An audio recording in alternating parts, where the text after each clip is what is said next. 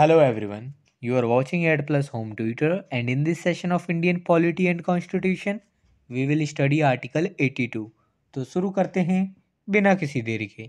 जैसा कि आपको भी पता है, भारतीय संविधान यानी इंडियन कॉन्स्टिट्यूशन को आर्टिकल्स में बांटा गया है और इन्हीं आर्टिकल्स को 22 पार्ट्स के अंतर्गत रखा गया है। इसी 22 पार्ट्स में से 5वें पार्ट में द यूनियन के बारे में बताया गया है, जिसके अंतर्गत आर्टिकल 52 से लेकर आर्टिकल 151 तक के सारे आर्टिकल्स आते हैं।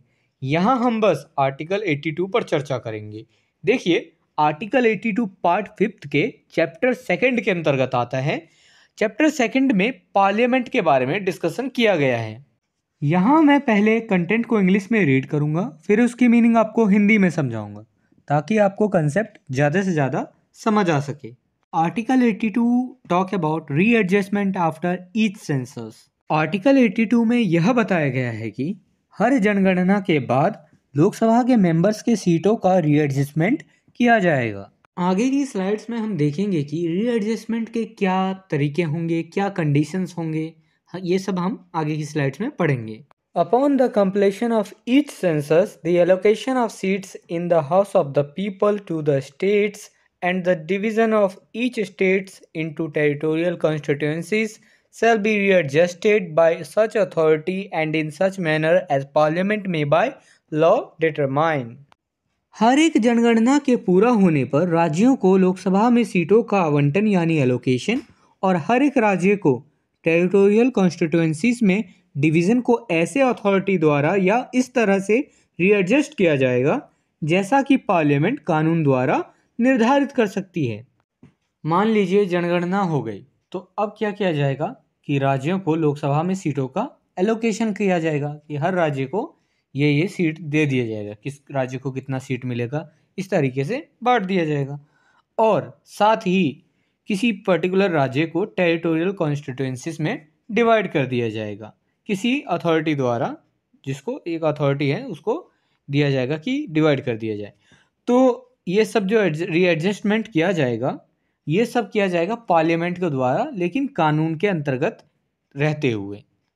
Provided that such readjustment shall not affect representation in the House of the People until the dissolution of the then existing House।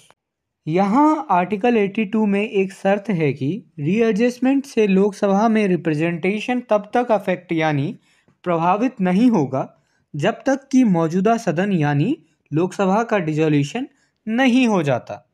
मान लीजिए जनगणना हो चुकी है और लोकसभा के जो सीटों का है एलोकेशन, जो कि राज्यों को देना है लोकसभा के सीटों का एलोकेशन, उसका भी रीएडजस्टमेंट हो चुका है। लेकिन जो करंट अभी जो डिसॉल्व नहीं हुआ है लोकसभा, इस पर उसका कोई प्रभाव नहीं पड़ेगा। जब तक डिसॉल्व नहीं होगा तब तक कोई प्रभाव नहीं पड़ेगा। एक बार डिसॉल्व हो जाए, डिसोल्यूशन हो जाए, यानी डिसोल्यूशन मतलब जो 5 साल का पीरियड है वो ख़त्म हो जाए, फिर जो है रीएडजस्टमेंट का फ़र्क इस पर पड़ेगा, प्रभाव पड़ेगा। अगर मान लीजिए कुछ समय ये भी होता है कि 5 साल से पहले ही डिसोल्यूशन हो जाता है, तब डिसोल्यूशन के बाद अगर रीएडजस्टमेंट किया गया है पर्टिकुलर टाइम में तो प्रभाव पड़ सकता है, लेकिन डिसोल्यूशन के बाद, पहले नहीं। Provided further that such readjustment shall take effect from such date as the President may by order specify, and until such readjustment takes effect, any election to the House may be held on the basis of the territorial constituencies existing before such a readjustment।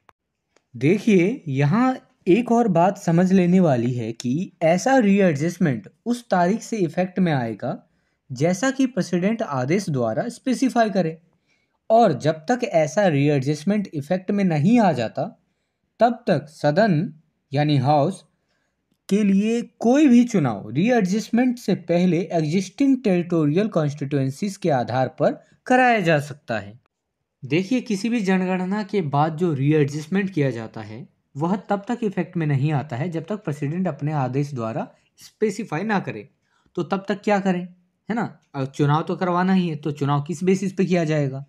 तो चुनाव जो करवाया जाएगा, जो भी existing, मान लीजिए UP एक राज्य है, यहाँ चुनाव होना है, तो यहाँ 80 टेरिटोरियल कॉन्स्टिट्यूएंसीज हैं, तो 80 टेरिटोरियल कॉन्स्टिट्यूएंसीज जो कि प्रेजेंट में होंगे, तो उन्हीं के बेसिस पर चुनाव, उसी टेरिटोरियल कॉन्स्टिट्यूएंसीज के बेसिस पर चुनाव करवा दिया जाएगा, क्योंकि रीएडजस्टमेंट हुआ नहीं है, क्योंकि आदेश नहीं दिया है प्रेसिडेंट ने।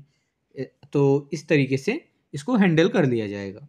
Provided also that until the relevant figures for the first census taken after the year 2026 have been published, it shall not be necessary to readjust. यहाँ एक और शर्त बताई गई है कि जब तक वर्ष 2026 के बाद की गई पहली जनगणना के रेलेवेंट आंकड़े पब्लिश नहीं हो जाते, तब तक सीटों का रीएडजस्टमेंट करना आवश्यक नहीं होगा।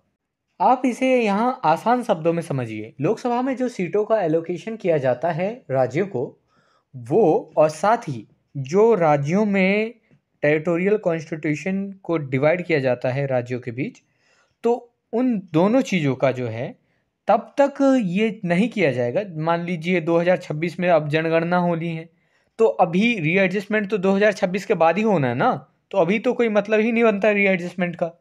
तो जो भी रीएडजस्टमेंट किया जाएगा इन सब चीज़ों में, वो 2026 के बाद किया जाएगा। तो 2026 के बाद किया जाएगा, तो अभी कौन से सेंसस का लें, यानी कौन से जनगणना का लें, अभी का डेटा कैलकुलेट करने के लिए अभी हम किस बेसिस पे कैलकुलेट करें, तो वो हम आगे की स्लाइड्स में पढ़ेंगे। The allocation of seats in the House of the People to the states as readjusted on the basis of the 1971 census.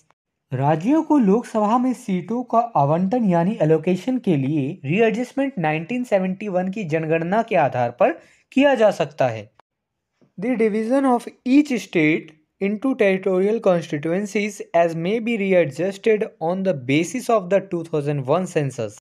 हर एक राज्य का टेरिटोरियल कॉन्स्टिट्यूएंसीज में विभाजन यानी डिवीजन का रीएडजस्टमेंट 2001 की जनगणना के आधार पर किया जा सकता है। तो जब तक 2026 की जनगणना का आंकड़ा नहीं आ जाता, तब तक इन्हीं दो पैराग्राफ के बेसिस पर चलता रहेगा, जो टेरिटोरियल कॉन्स्टिट्यूएंसीज को जो बांटा गया है स्टेट्स में, और साथ ही लोकसभा के सीटों को बांटा गया है, तो इसी के बेसिस पर चलता रहेगा। यानी किसके बेसिस पर? 1971 के जनगणना के बेसिस पर और 2001 के जनगणना के बेसिस पर। If this video is helpful for you, then please like and share this video, and if you want see some more these type of videos, then subscribe the channel and click the bell icon and select the all option for upcoming videos. And I hope you have a great experience by watching the Ad Plus Home Tutor.